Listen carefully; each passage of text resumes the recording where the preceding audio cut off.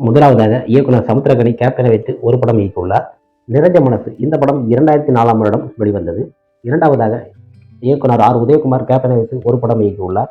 சின்ன கொன்று 1992ஆம் வருடம் வெளிவந்த மிகப்பெரிய ஒரு ஹிட் கொடுத்த படம். மூன்றாவதாக முருகதாஸ் கேப்டனை வைத்து ஒரு படம் இயக்கியுள்ளார்.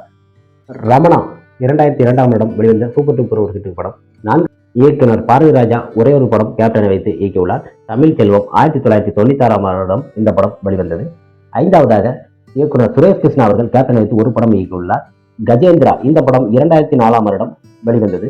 ஆறாவதாக பி. வாசு இயக்குனர் கேப்டனை வைத்து 2 படம் இயக்கியுள்ளார். முதலாவதாக பொன்மன செல்வம் 1989ஆம் வருடம் வெளிவந்தது. இரண்டாவதாக சேதுபதி ஐபிஎஸ் 1994ஆம் வருடம் வெளிவந்தது. ஏழாவதாக தங்கை அமரன் இயக்கத்தில் கேப்டன் 2 படங்கள் நடித்துள்ளார். முதலாவதாக கோயில் காலை 1993ஆம் வருடம் வெளிவந்தது. இரண்டாவதாக வெள்ளைப்புறா 1984ஆம் வருடம் வெளிவந்தது. எட்டாவதாக இயக்குனர் ஆர். கே. செல்வமணி அவர்கள் கேப்டனை வைத்து 2 படங்களை இயக்கியுள்ளார். 1990ஆம் வருடம் வெளிவந்த புலன் விசாரணை மிகப்பெரிய ஒரு ஹிட் கொடுத்த படம். இரண்டாவதாக கேப்டன் பிரபாகரம் 1991ஆம் வருடம் வெளிவந்தது. ஒன்பதாவதாக இயக்குனர் விசு இயக்கத்தில் கேப்டன் 2 படங்கள் நடித்துள்ளார்கள். முதலாவதாக புதிய சகாப்தம் இந்த படம் 1985ஆம் வருடம் வெளிவந்தது. இரண்டாவதாக டவுரி கல்யாணம் 1983ஆம் வருடம் வெளிவந்தது. பத்தாவதாக இயக்குனர் ஆர். செல்வராஜ் அவர்கள் கேப்டனை வைத்து ஒரு படம் இயக்கியுள்ளார்.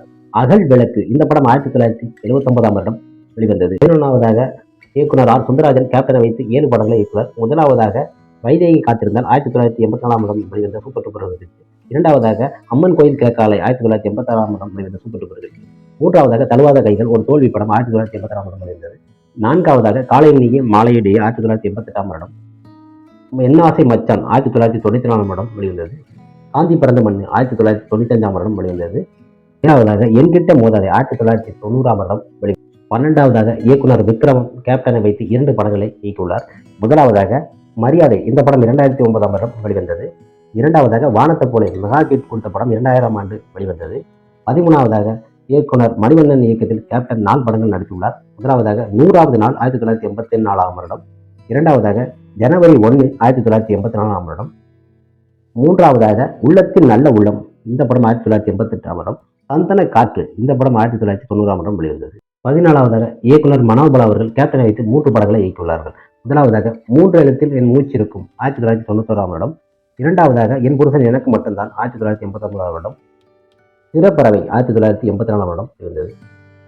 15ஆவதாக இயக்குனர் எஸ். ஏ. சந்திரசேகர் கேப்டனை வைத்து 18 படங்களை இயக்கியுள்ளார். முதலாவதாக 1981ஆம் வருடம் சட்டம் ஒரு இருட்டரை மெகா ஹிட் கொடுத்த படம். இரண்டாவதாக நெஞ்சில் துணிவு இருந்தால் 1981ஆம் வருடம் வெளிவந்தது. மூன்றாவதாக நீதி பிழைத்தது 1981ஆம் வருடம் வெளிவந்தது. நான்காவதாக பட்டணத்து ராஜாக்கள் 1982ஆம் வருடம் வெளிவந்தது. ஐந்தாவதாக ஓம் சக்தி 1982ஆம் வருடம் வெளிவந்தது. ஆறாவதாக சாட்சி 1983ஆம் வருடம் வெளிவந்தது. ஏழாவதாக வெற்றி 1984ஆம் வருடம் வெளிவந்தது. எட்டாவதாக வீட்டுக்கு ஒரு கண்ணகி 1984ஆம் வருடம் வெளிவந்தது. ஒன்பதாவதாக குடும்பம் 1985ஆம் வருடம் வெளிவந்தது. பத்தாவதாக புதுயுகம் 1986ஆம் வருடம் வெளிவந்தது. 11ஆவதாக எனக்கு நானே நீதிபதி 1985ஆம் வருடம் வெளிவந்தது. 12ஆவதாக நீதியின் மறுபக்கம் 1986ஆம் வருடம். வசந்த ராகம் 1987ஆம் வருடம். 14ஆவதாக சட்டம் ஒரு விளையாட்டு 1987ஆம் வருடம். 15ஆவதாக 1989ஆம் வருடம் ராஜநடை.